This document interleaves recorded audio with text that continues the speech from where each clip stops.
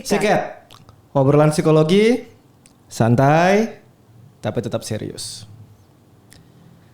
Nenek usia 67 tahun. Pak Sutradara, ini cerita nggak cabul lagi kan? Pembukanya nenek, serba salah saya. Oke, kita kembali. Nenek usia 67 tahun dituduh mencuri bawang. Digebukin rame-rame. Wow, luar biasa. Digebukin rame-rame. Main hakim sendiri ya. Bonus lagi. Kisah ini viral di media sosial. Bentuk keadilan zaman sekarang. Setuju nggak? Oke, kita akan ditemani oleh psikolog kita Ibu Pauline. Kita akan bahas bentuk keadilan kita ya. Gebugin ini viral dan adil kali ya. Seperti biasa, kita ditemani oleh psikolog keluarga kita Ibu Pauline. Silakan. Hai. Iya, ini cerita-cerita yang selalu membuat kita miris ya. Seorang nenek mencuri dan digebukin ya ini. Ini akan menjadi acuan dari emosi kita, simpati kita, empati kita nanti akan diukur dari situ ya Pak. Setelah melihat kejadian yang terjadi selama berapa waktu ini. Ya. Saya waktu dapat cerita ini dari sutradara saya yang luar biasa agak kaget. 67 tahun, wah pasti bukan cerita cabul ya. Karena ya belum tentu juga sih, kemarin ada cerita kakek-kakek juga 70 sekian tahun cerita cabul ya. Tapi paling nggak kita agak menjauh dikit lah dari topik-topik percabulan itu ya. Biarpun topiknya laku. Kan laku di sini. Plus 62 kita men. Cabul laku. Oke, kita kembali. 67 tahun. Ini bukan usia yang muda tapi yang nggak tua-tua banget ya. 67 tahun mencuri bawang.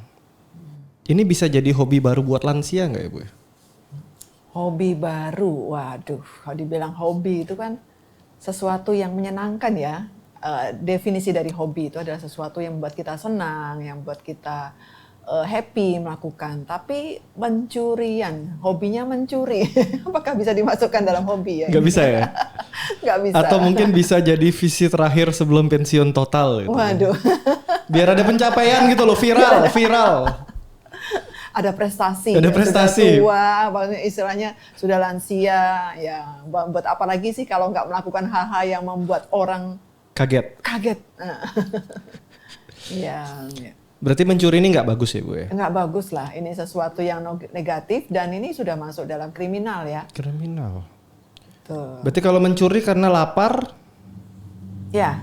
tetap nggak boleh? Betul. Pencuriannya itu yang tidak boleh. Ya. Lapar boleh tapi nyurinya nggak boleh? Lapar boleh ya, semua orang mengalami lapar. Tetapi perilakunya mencuri itu yang tidak dibolehkan. Oke, ini Ya. kan kisah ini mungkin kalau terjadi di negara yang entah mungkin ya nggak punya hukum atau mungkin terbelakang gitu ya. Mungkin masih sering terjadi ya, digebukin gitu, main hakim sendiri. Ya. Tapi ini terjadi di negara kita yang katanya masyarakatnya ramah-ramah. Katanya masyarakatnya sopan, budi pekertinya baik. Apakah ini salah satu bentuk budaya kita ya? Digebukin. Ya. Kalau dari ceritanya, dirunut dari ceritanya yang seorang nenek ini, itu karena sudah dilakukan berkali-kali ya, sudah melakukan berulang-ulang berkali-kali dan sudah ditegur juga. Nah, mungkin faktor penggebukan itu munculnya perilaku melakukan tindakan fisik itu karena sudah capek mungkin ya, sudah geram, sudah marah karena ini nenek nih ya dianggap sudah lansia. Dia harusnya menjadi contoh bagi anak-anak, bagi usia yang lebih muda dan sebagainya, tapi justru melakukan perbuatan yang tidak benar. Nah, mungkin karena marahnya warga, masyarakat di situ tidak bisa dibendung lagi, akhirnya mereka melakukan tindakan fisik. Oke, berarti nenek yang maling berulang ini memang dia karirnya pencuri atau cuma dia korban yang gagal kita tolong lah, atau korban yang gagal ditolong oleh masyarakat berulang kali? Ya. Atau memang dia profesinya saya pencuri bawang? Ya, itu perlu ditelusuri lagi ya. Tetapi secara hati nurani nih, saya mungkin lebih pilih opsi kedua. Ya, mungkin kita gagal untuk mengedukasi pada lansia-lansia yang atau orang-orang tua yang sudah tidak punya pekerjaan lagi, dalam kondisi juga kebutuhan banyak dan mereka secara finansial juga tidak ada ya, gitu. Punya keterbatasan. Kan ini banyak nih. Apakah dia memang karirnya seperti itu atau korban yang kita gagal tolong berkali-kali. Kalau memang karirnya penjahat, enaknya diapain? Ya, kalau jadi karir mestinya harusnya dia lebih lihai ya. Berarti gak berkarir Kalau ya? sudah mencuri bawang, dan itu cukup banyak loh bawangnya ya, berapa sekian kilo gitu. Jualan. Nggak tahu tuh hasilnya tuh nanti dia akan dijual lagi atau diberikan bagi-bagi kepada orang ya, dan kita kan tidak tahu Robin Hood. setelahnya. Ya. Nah, jadi tujuannya tuh untuk apa mencuri itu? Yang pasti ini akan menjadi habit dari dirinya, karena ternyata setelah dia juga ditegur dan akhirnya digebukin itu, setelah itu gimana ya, dia masih melakukan pencurian lagi nggak ya? Nah itu kalau memang tidak bisa membuat dia jera, nah itu akhirnya menjadi habit yang Kurang salah. baik. Ya, kurang baik. Berarti kalau secara psikologinya ya, kita ngobrol di sini kan ngobrol psikologi. Enaknya diapain nih ibu-ibu kayak begini nih? Ya, diberi terapi. Terapi? Kasih terapi. Terapi main hakim sendiri, Waduh, solusi itu cepat bukan tanpa beban. terapi. Terbukti lebih cepat dari tindakan hukum. Cepat, cak, kelar. Ya itu efek jerahnya, sampai orang nggak mau tahu itu sudah nenek-nenek yang sudah renta. Ya akhirnya wah, dengan tenaga yang luar biasa dari para pemuda-pemuda itu ya, mungkin yang memukul dan sebagainya, itu kan ibaratnya ya sudah nggak bisa buat apa-apa lagi. Tapi kan banyak nih di sini nih. Kita katanya ya, lagi-lagi katanya negara yang budayanya kuat, agamanya kuat. Kemarin ada juga kisah sudah agak lama, berapa tahun. Ya. Kakek-kakek ambil mobilnya sendiri, ada yang teriak maling, dipukulin sampai mati. Ya. Mati di tempat. Ya, Cepet banget angkat tangan gitu. betul, betul. Apa itu budaya kita? Nah, itu yang nggak tahu, karena orang tidak melihat secara utuh, tidak melihat secara jelas, lalu langsung muncul sesuatu yang spontan mengatakan itu pencuri atau maling dan sebagainya. Nah, Kan itu gerak yang cepat, disayangkan. gercep kita. Gercepnya kalau salah. ya, Tapi kalau bikin salah salah. gercep, bikin benar susah kali. Bikin orang menjadi repot, menderita, bahkan meninggal. Itu kan sesuatu yang udah ekstrim Tapi sekali. kalau pelakunya masa gitu gimana, Ibu? Ya itu yang sulit dikendalikan. Kan dosanya dibagi rame-rame. Nah, pembagiannya bagaimana tuh? Kan dosanya dibagi rata, banyak orang, makin banyak pelaku. Ya. Ya makin kecil lah dosa-dosanya. Tapi kan pada akhirnya ditangkap juga orang yang memukul itu, yang yang menyebabkan kakek itu jadi meninggal, atau spontanitas dari orang yang meneriaki dia maling, pencuri atau apapun itu ya. Biasanya kan jawaban-jawaban klasik ya. Mohon maaf saya kilaf bikin klarifikasi.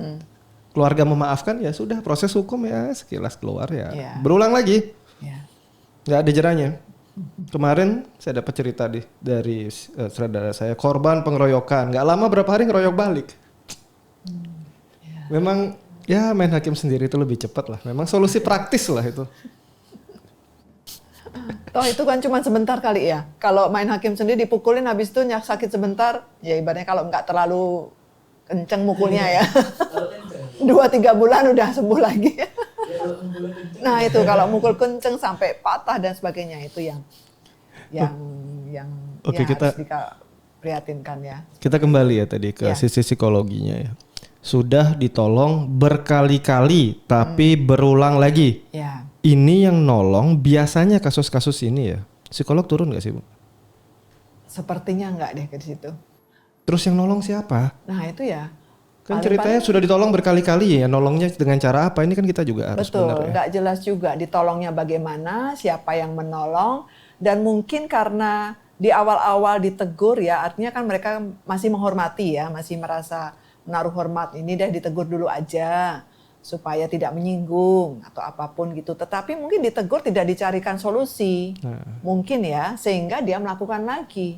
Nah, ini Ya berat- karena kan kebutuhan dan sebagainya. Berarti yang berteriak sudah kita tolong berkali-kali tapi tidak berubah ini juga mungkin nggak ditolong-tolong. Bener, ditampar sekali tak tolong kamu dengan tak tampar besok jangan diulang ya. Itu juga bukan bantuan kayaknya ya. Ya, Mungkin kalau seperti ini ya bisa minta profesional lah buat bantu, kan ada pos-pos ya. terdekat ya. Ya selama efek sumber dari masalahnya belum dipenuhi atau belum tercapai, dia akan melakukan lagi. Karena itu yang dia bisa lakukan. Saya mau melebar dikit nih tentang cerita menolong berkali-kali ya. Cerita kecil, ada survei kecil yang pernah kami lakukan dulu ya. Orang-orang yang di pinggir-pinggir jalan ngemis, kita kumpulin, kita bina. diajarkan keterampilan dasar untuk bertahan hidup. 2 minggu program, lewat 2 minggu ngemis lagi. Alasannya sederhana, teman-teman saya yang lain juga ngemis, Pak. Kalau saya nggak ngemis nanti nggak enak sama teman saya. Ini yang salah di mana nih? Yang disalah orang pola pikirnya. Ya, enaknya diapain tuh ya? Apa kita main hakim sendiri juga biar bersih gitu jalanan? Enak kan solusi cepat tanpa beban. Terbukti lebih cepat dari Iya. penanganan lainnya. Mencari sesuatu yang gampang, yang mudah. Ya kan dapat flash money, cepat aja kan. Ya. Ini kan sebenarnya ceritanya agak mirip-mirip ya. Alasannya pasti klasik lah, tuntutan hidup, orang tua yang nggak bertanggung jawab. Lagi-lagi nih ya, para orang tua tidak bertanggung jawab malah diangkat lagi. Lanjut. Dibina, ada profesional nggak ada, psikolognya ada. Orang yang mengajarkan keterampilan ahli, programnya jelas. Tetap aja kembali. Ya. Berarti sebenarnya kan secara pola pikir udah ditatar, Ya. keterampilan sudah dikasih, Ya. tetap kembali. Pengaruh lingkungan. Harusnya diapain? Ya, lingkungannya yang diubah. Artinya bahwa lingkungannya kalau mereka masih seputar itu saja, tinggalnya juga sekitar orang yang melakukan itu, akan ada balik lagi suatu saat nanti. Masih Ya, mungkin percuma. diperbaiki nggak? Atau sebaiknya dieliminasi? Diperbaiki. Diperbaiki. Percuma, tapi makin hari makin banyak. Betul, betul. Tapi untuk Berkembang biak mereka. sesuatu yang baik kita nggak boleh Udah kayak menyerah. kucing aja. Sesuatu yang baik kita nggak boleh menyerah lah. Ya, karena kalau enggak ini akan turun-temurun dilakukan, akhirnya menjadi budaya, gitu ya. Ini bapaknya, kakeknya melakukan itu, turun ke anaknya, turun ke cucunya juga nanti. Enaknya berarti tetap dibina. Ya, Ada yang mau bina nggak tapi? pasti ada lah. Kemarin saya sama beberapa kelompok kami udah nyerah. Karena percuma. Itu program berapa tahun jalan. Nggak ada hasil. Ya, karena memang membina, membentuk kepribadian yang baik, ya, tergantung dari jiwanya juga harus mau berubah dari niatnya juga itu memang tidak mudah.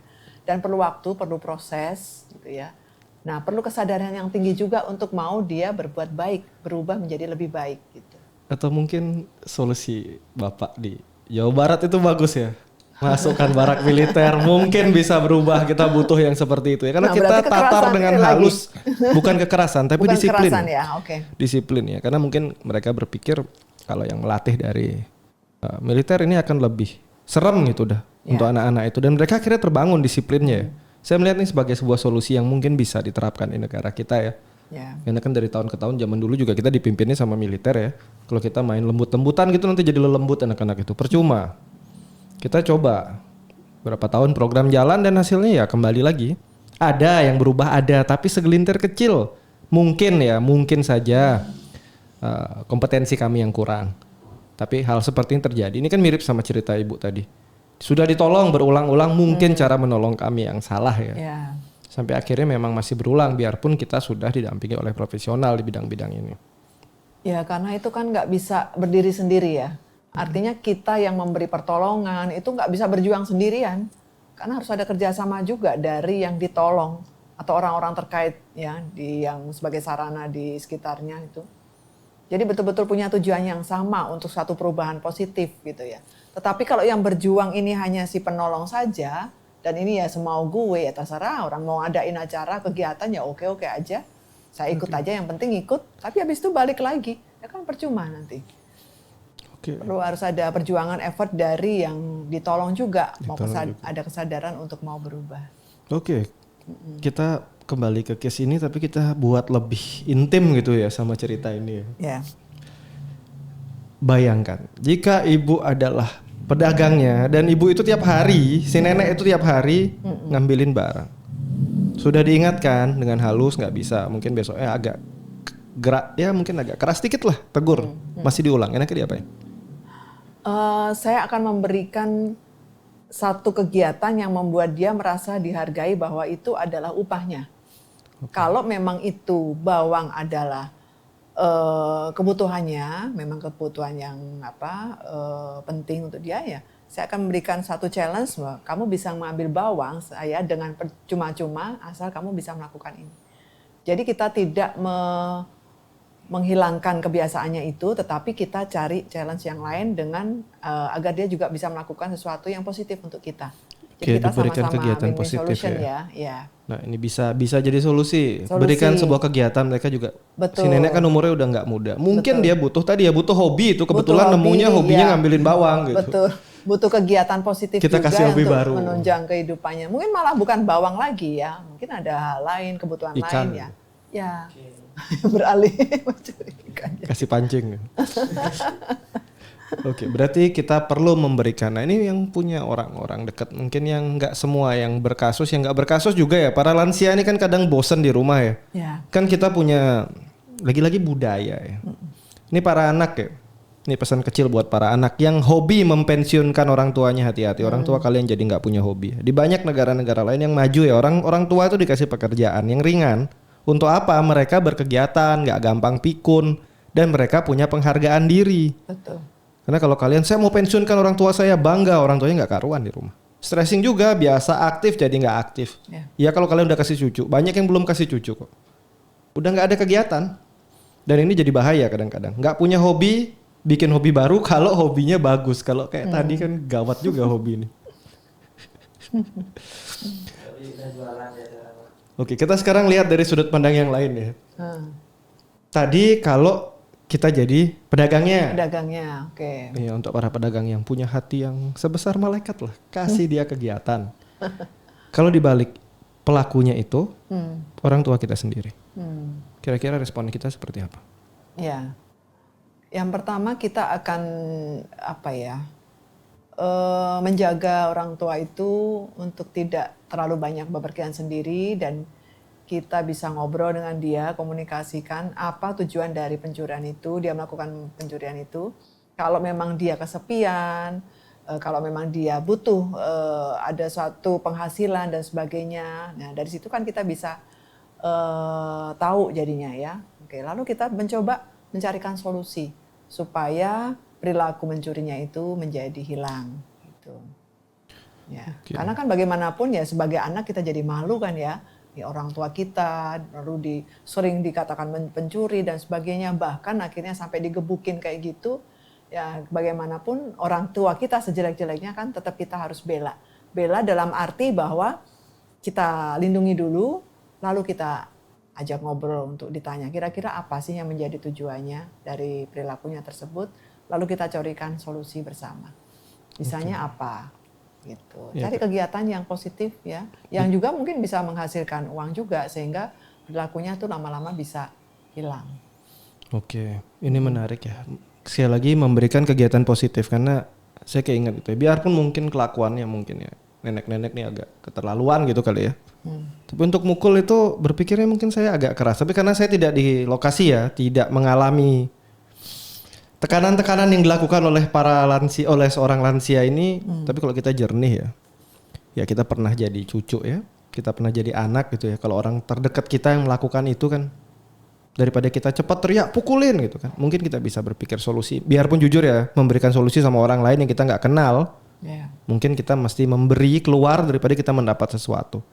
Tapi itu masih bisa dipertimbangkan ya, karena ya di usia segitu mengambil ini kan ada satu problem.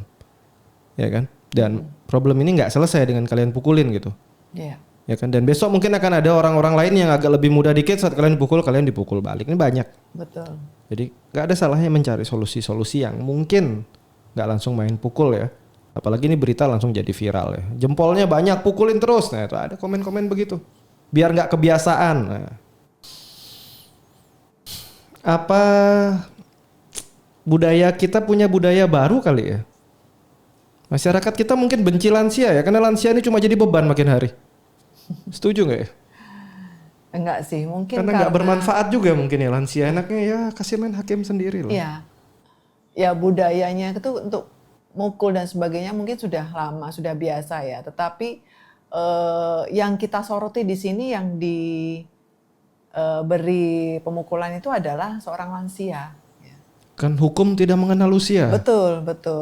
Cuman kadang-kadang kita sebagai orang itu menjadi gelap mata atau buta bahwa yang penting itu perilakunya. Yang salah adalah dia mencuri, itu aja nggak mau tahu. Nah padahal di saat tertentu juga kita harus melihat, oh sudah usia tua, jangan digebukin ya. Oke, kita beri solusi mungkin untuk sementara di karantina mungkin ya. Diberitahu sambil di situ diberi ya mau nggak mau mungkin diberi suatu keterampilan yang dia bisa, yang akhirnya kita bisa hargai dengan suatu uang atau bagaimana, sehingga sampai nanti betul-betul jiwa mencurinya itu hilang. Ya, karena ini bisa jadi habit karena dia sudah berkali-kali itu ya, apalagi karena kalau sudah terdesak uang dan sebagainya. Oke, Ibu Pauline, ini kan saya lihat cerita ini ya, ada satu sisi ya yang ya suara-suara dalam diri kita muncul ya. Saya mau tanya ya, kalau dari Ibu Pauline, dari hati yang paling dalam ya saat dapat cerita ini dari Bapak sutradara kita, ada nggak sih pikiran menggelitik yang muncul yang bicara? Ya wajar sih, namanya juga maling ya, pukulin aja. Ada nggak sih? Ada suara-suara itu nggak dari hati paling dalam? Enggak. Nggak dipukulin? Enggak. Wah, moral bagus nih masih masyarakat kita ya. Kalau di tempat kami rebutan, pukulin aja, gigit cakar nggak apa-apa, garuk-garuk lagi. Kalau saya ada di situasi mereka ya gimana pun saya akan berteriak jangan dipukul gitu, karena tidak menjadi solusi yang terbaik yaitu. Walaupun ya nenek itu menjadi lecet-lecet, berdarah dan sebagainya, tetapi itu bukan suatu efek jera juga. Kalau niatnya luar biasa untuk mencuri ya, dan kesempatannya itu juga ada, karena dia pasti tahu tempat-tempat yang dia bisa curi. Bayangkan berapa kilo itu kan udah lumayan. Dia ada beberapa tempat yang channel-channel yang dia bisa ambil bawangnya kayak gitu. Jadi kan sayang itu dihilangkan gitu loh. Oke, menurut Ibu Pauline yang seorang psikolog ya, presentasi orang yang berpikir seperti Ibu dan presentasi orang mungkin yang berpikir namanya juga maling, pukul aja, banyak yang mana? Banyak yang menurut saya ya, banyak yang menyatakan untuk tidak dipukul. Tapi kejadiannya nyata dipukulin ya akhirnya golnya. Ya. Penuh darah lagi. Betul. Apakah masyarakat di tempat tersebut memang udah nggak ada moralnya kali ya, atau nggak ada empatinya? Ya, karena ada yang memicu, itu aja. Ada yang memicu melakukan, mungkin orangnya juga kerabat dari yang dicuri, bisa jadi, atau suaminya atau siapapun itu, sehingga dia melontarkan kata-kata yang menghasut banyak orang. Pukul saja, nah itu sudah. Akhirnya semua orang di sekitarnya ya, terutama laki-laki, akan melakukan hal yang diperintahkan. Berarti ini nular ya? Ya, bisa nular. Dan berarti ini mencerminkan nggak moral budaya di tempat kejadian ini terjadi, masyarakatnya seperti apa? Ya, sangat mencerminkan ya. Hati-hati nih. Gitu. Yang tinggal di daerah sana hati-hati. Mungkin kalian lagi krisis moral ya. Bolehlah perbaiki sedikit nih. Masak diterus-terusin. Tapi maling dipukulin boleh nggak? Secara hukum nggak boleh kan? Secara hukum dibilang main hakim sendiri. Tapi kalau maling masuk rumah ibu kira-kira pukulin nggak? Spontan kali ya. Tapi kan bagaimana saya memukul ya, bentuk pemukulan saya kan nggak bisa kenceng juga kalau saya akhirnya memukul ya. Atau bentuk lain, cubit atau apapun. Itu ya spontan itu. Tapi apalah saya, tenaga saya kalau mukul itu kan. Malingnya lansia nih juga. Ya? Malingnya lansia umur 67. Aduh. Masih mikir lah saya. Paling dipegangin tangannya, diikat, nah seperti itu ya, supaya dia tidak. Berarti kita nggak bisa bilang moral masyarakat sana juga kurang tinggi, karena kalau ini terjadi di rumah kita mungkin kita gebukin juga. Ya, tapi bukan saya. Saat saya lihat videonya ya penuh darah-darah gitu, emosi tersentuh. Betul. Entah tersentuhnya karena memang empati atau kontennya viral keren gitu, saya nggak tahu tersentuhnya kenapa ya. Karena banyak jempolnya kok. Lalu kalau ini kan kejadian kemarin ya, untungnya kalau yang sampai video itu selamat lah, saya nggak tahu endingnya ya. Tapi bayangkan ya kalau nenek ini sampai meninggal, yang tanggung jawab siapa? Nah itu. Apakah kalian yang tulis-tulis komen nggak karuan itu cuma bilang maaf ya, turut berduka cita, khilaf, dan itu selesai? Ataukah kalian sebenarnya ikut menyebabkan berita ini jadi semakin nggak karuan dan mungkin akan ada nenek-nenek lain yang dipukulin juga? Karena mungkin jadi viral, besok bikin lah. Cari yang mungkin nyolongnya dikit-dikit gitu, setengah kilo, pukulin, viral, rekam. Kan sekarang gitu, dikit-dikit viral, rekam. Ini yang udah mulai berantakan cuma orang-orang di areal tersebut atau masyarakat kita yang mulai scrolling tiap hari ini juga sudah mulai mendukung merosotnya empati dan moral-moral kita. Ya paling di orang-orang di sekitarnya. Apalagi kalau sudah tahu sejarahnya nenek itu sudah mencuri berkali-kali dalam jumlah sekian kilo, sudah ditegur dan sudah diberi nasihat, saran atau apapun itu. Nah akhirnya ya pada saatnya fisik yang terjadi. Oke, jika kejadian ini terjadi, ini kan sudah terjadi ya. Menurut Ibu ya, kan kejadian udah terjadi. Kondisi yang terjadi di nenek-nenek tadi itu, dengan dia mencuri dia dipukulin gitu, itu adil nggak? Enggak sih. Nggak adil ya. Harusnya ngambil lebih banyak lagi ya untuk dipukulin seperti itu ya. 1 ton gitu kali. Baru adil dipukulin mungkin. Kalau masih dalam jumlah kilo mungkin belum adil ya. Kenapa tidak adil Ibu Pauline? Ya itu bukan solusi yang terbaik sih menurut saya. Tapi adil nggak? Adilnya itu kan ada sanksi hukum yang lain. Dalam bentuk dia dimasukkan dalam penjara misalnya. Gitu. Kalau sampai dia dipukulin gini kan berarti sudah mungkin dilaporkan tapi nggak ada penanganan karena dianggap remeh, cuma berita ya, cuma nyata. Ya itu salahnya. Penegak hukum kita mungkin merasa kasihan lah, inilah itu, bahkan mereka membanjiri dengan dikirim kasih uang lah. Ya itu saya dengar banyak donasi masuk ya. Nah, banyak donasi masuk. Jadi kan ini hati-hati kan, ya si ibu. Betul. Habis ngambil itu dapat donasi masuk, besok yang dicolong lebih besar lagi, hati-hati.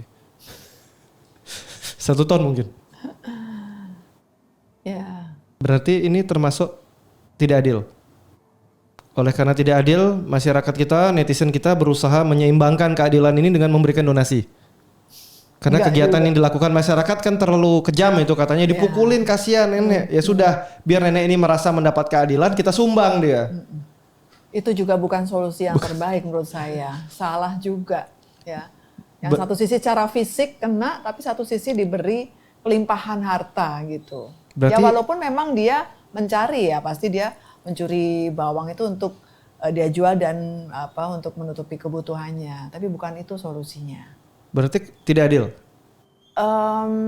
Adil nggak tapi? Kalau sudah habis dipukulin, karena nggak imbang ya, bawangnya dikit dipukulinnya sampai darah-darah, kasih donasi, naik sisi satunya. Adil nggak jadinya? Donasi sih boleh, tetapi menurut saya sepertinya sudah terlalu banyak ya. Oke. Ya. Berarti keadilan zaman sekarang ini masih pakai logika, pakai emosi atau pakai algoritma konten viral ya? Udah pakai emosi kayaknya. Emosi ya? Atau algoritma konten viral ini bagus buat keadilan. Asal kontennya makin viral, donasinya makin banyak, mau dipukulin, mau diapain terserah.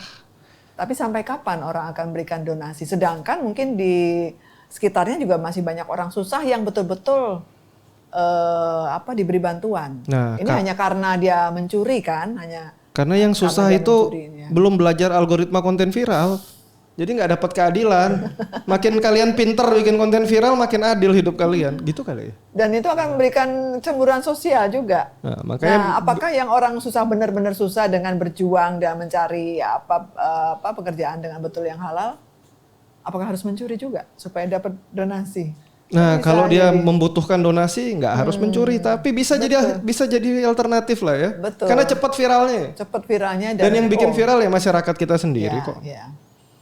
Jadi kalau kalian mau perbaiki masyarakat kita ya dimulai dari perbaiki yang kalian like ya, yang kalian tonton, kalian like, perbaiki. Karena belakangan konten-konten jualan apa ya? Jualan sensasi ini booming ya. Ingat ya, Indonesia ini masyarakat dengan berbagai macam suku, bangsa, budaya, keyakinan banyak. Jangan membawa kebenaran kalian ke tempat lain, ini jadi berantakan. Akhir konten-konten viral yang belakangan saya lihat ya karena seperti ini, nggak bisa tahu batas yang mana boleh, mana nggak boleh. Betul. Terlalu ikut campur urusan orang lain. Akhirnya tapi tetap jaya. Jempolnya banyak ya. Betul. Jadi memberi bantuan itu harus ada batasnya juga ya. Masyarakat kita ini penuh empati. Kalau lihat yang enggak paling cepat maki-maki. Kalau lihat yang sedih-sedih paling cepat merangkul. Wah. Ini benar-benar ini ya, agak drama kita. Oke, berarti nih kira-kira nih, tadi kita kembali ke cerita si nenek. Iya. Yang mukulin kan banyak. Yang mukulin ini para pembela keadilan atau cuma pelampiasan emosi? Kalau menurut saya pelampiasan emosi ya. Padahal mungkin nggak pernah ketemu sama si nenek. Iya, bisa jadi.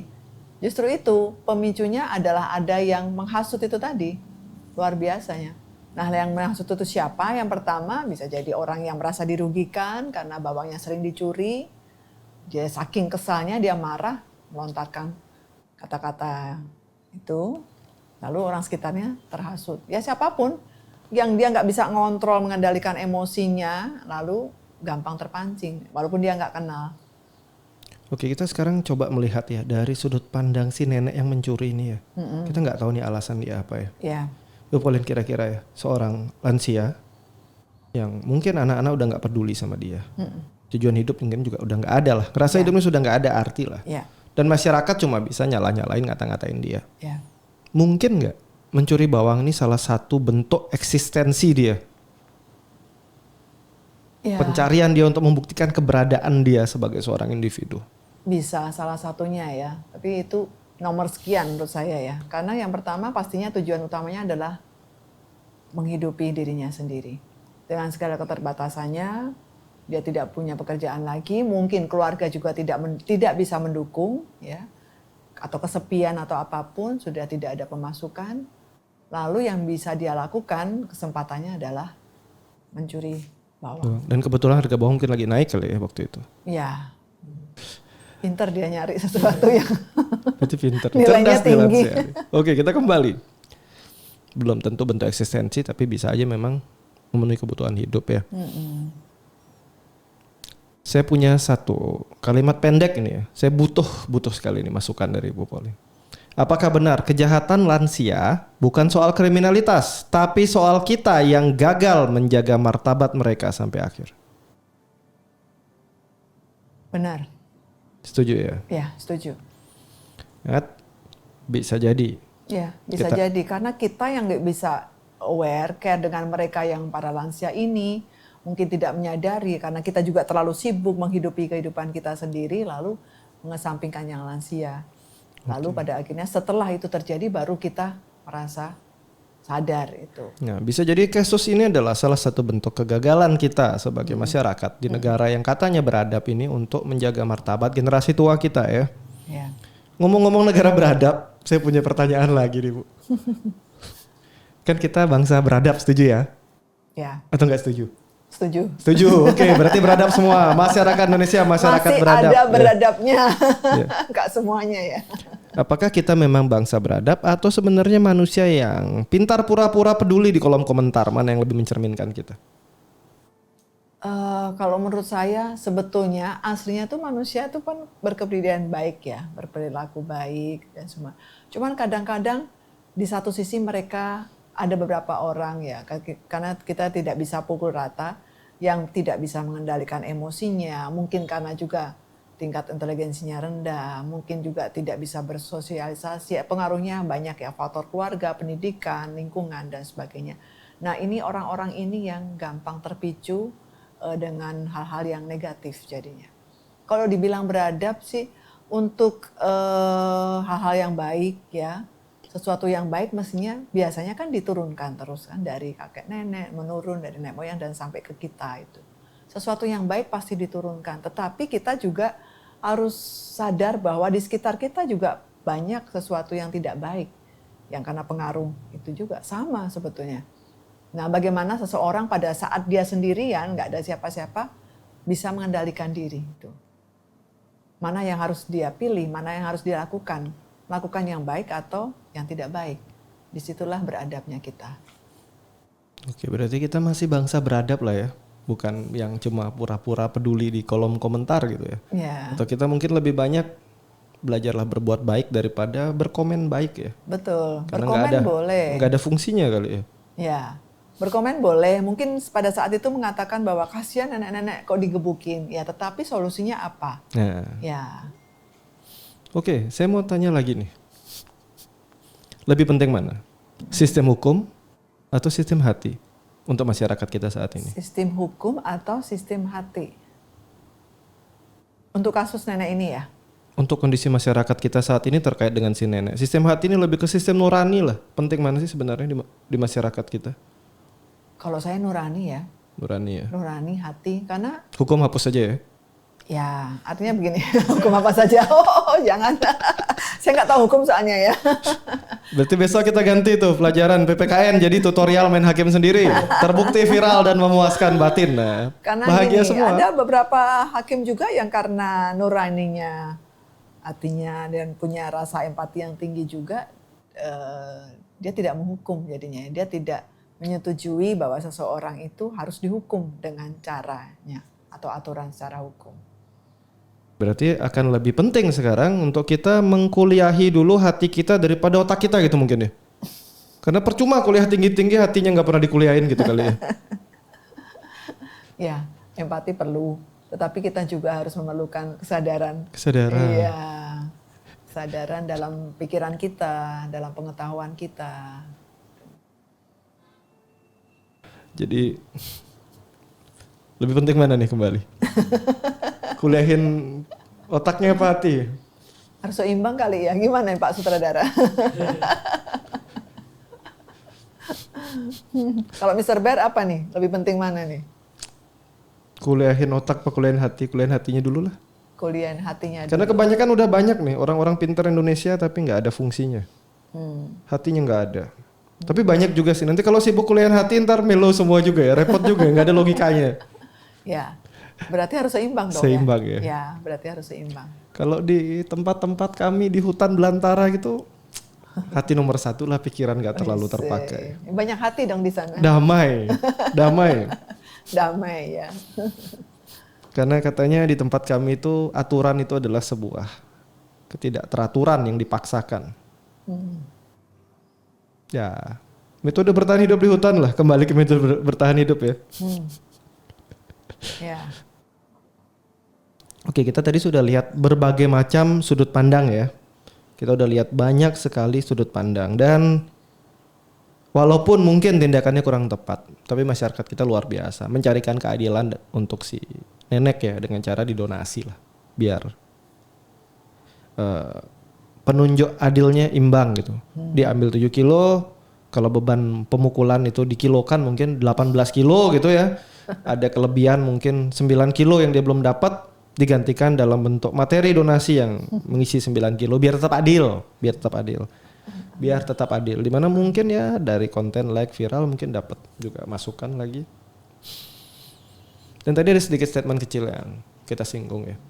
Ingat sekali lagi ya, podcast ini bukan tentang kebenaran. Podcast ini kita hanya ngobrol. Berbagai sudut pandang khususnya psikologinya. Kenapa sih manusia bisa terdorong jadi hal ini yang tadi kita ketemu ya. Para lansia di rumah yang punya lansia di rumah. Beri kegiatan, jangan biarkan bosan. Biarpun mungkin yang kali ini kasus lansia pencurian ini bukan karena pencarian eksistensi ya. Tapi cukup banyak lansia di luar sana demi sebuah eksistensi juga mencari cara-cara yang mungkin kurang sehat. Ini bahaya. Betul. Ya kan? Jadi berikanlah orang-orang tua kalian, lansia kalian sebuah hobi yang mereka bisa kerjakan yang tidak membebani dan tetap melatih pikirannya. Ya kan? Karena sebenarnya kan menua yang indah itu enak ya. Ya. Karena kan lansia ini kan merasa sudah tidak punya apa-apa. Ya, keterampilan, finansial atau apapun. Nah, sementara perasaan sudah tidak punya apa-apa ini hilang, dia akan putus harapan, putus asa. Dan akhirnya dia merasa ya sudah, dia berani mengambil langkah itu, mencuri saja, toh saya nggak punya apa-apa lagi. Oke. Itu yang dia lakukan. Ini menarik ini. Saya dapat poin kecil dari kalimat Ibu Pauline. Ibu Pauline punya pertanyaan lagi boleh ya? Nyambung jadinya. Saya dapat pertanyaan bagus. Ibu Pauline, di masyarakat kita saat ini ya, mana yang lebih menakutkan? Berdosa atau miskin? Mana yang lebih menakutkan? Berdosa. Kalau masyarakat kita masih takut dosa kan nggak digebukin tadi. Iya, iya. Diambil bawangnya nggak langsung jadi miskin tapi kita takut jadi miskin. Realitanya, ini kan teorinya nih, saya takut dosa. Ini semua keyakinan mengajarkan ini, tapi realita di lapangan. Apalagi kita lihat konten-konten lalu yang cabul-cabul tuh ya. Itu udah jelas gak takut dosa. Semoga dimiskinkan itu. Loh, salah. Kembali lagi. Mana yang lebih ditakuti? Miskin atau dosa? Dosa. Dosa. Tetapi pada kasus ini yang orang yang terpancing pemukulan, itu kan dia merasa melihat secara nalar kan, mungkin ya secara spontan, bahwa itu berdosa mencuri itu. Sedangkan dia tidak melihat bahwa pelakunya adalah sudah lansia. Atau dia sudah tidak berpikir panjang lagi. Mau lansia, mau apapun, kalau itu memang salah pencurian, nah itu dosanya Berarti di situ. ini benar ya? Betul. Pelaku ini adalah orang-orang yang moralnya bagus, takut dosa, bertindak cepat beraksi. Dalam hal itu ya, satu sisi itu dia benar bahwa itu memang tidak boleh mencuri. Gitu. Nah, salahnya adalah dia memukul. Satu pertanyaan kecil lagi, mana yang lebih dulu dilakukan atau yang lebih dulu beraksi ya? Kalau kita lihat kejadian kayak tadi deh, di depan kita terjadi pemukulan ya. Ya. Lebih cepat mana? Hati nurani kita bereaksi atau kamera handphone kita muncul? Ops. Kalau saya hati nurani. Hati nurani ya. Teman-teman yang nonton podcast ini direnungkan. Kalau kalian di posisi yang sama seperti tadi, lihat mana yang lebih dulu sampai. Apakah kalian akan menyetop kejadian itu untuk membicarakan atau kalian cepat-cepat keluarin handphone buat ngerekam? Ini menunjukkan kadar kalian. Nurani kalian perlu dikuliahin lagi apa enggak ya? Yang pertama hati nurani. Yang kedua kamera handphone. Iya. Karena betul. Sama aja. Karena begini, balik lagi ya.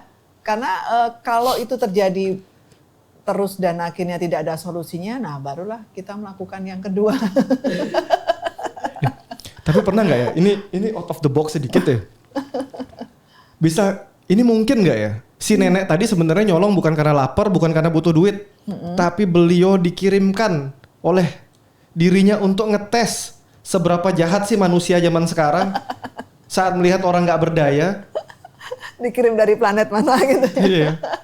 Mungkin nggak sih? Si nenek ini sebenarnya pingin ngetes bantu masyarakat kita biar sadar ya. Seberapa jahat level manusia di sekelilingnya saat orang tidak berdaya berbuat sebuah kesalahan. Dan ternyata kita semua masyarakat lulus dengan nilai sempurna ya. Ya berarti si nenek itu sudah Berhasil. Berhasil dan meluluskan dia harusnya masyarakat. berani mengorbankan dirinya kalau suatu saat sampai kejadian seperti itu kan. Ya ini dah aku pasang badan deh pokoknya gimana buat pun. Jadi ngetes. berapa kali aku mencuri, ternyata benar kan mereka akan. Dan akhirnya kan dia dapat kompensasi nih, donasi.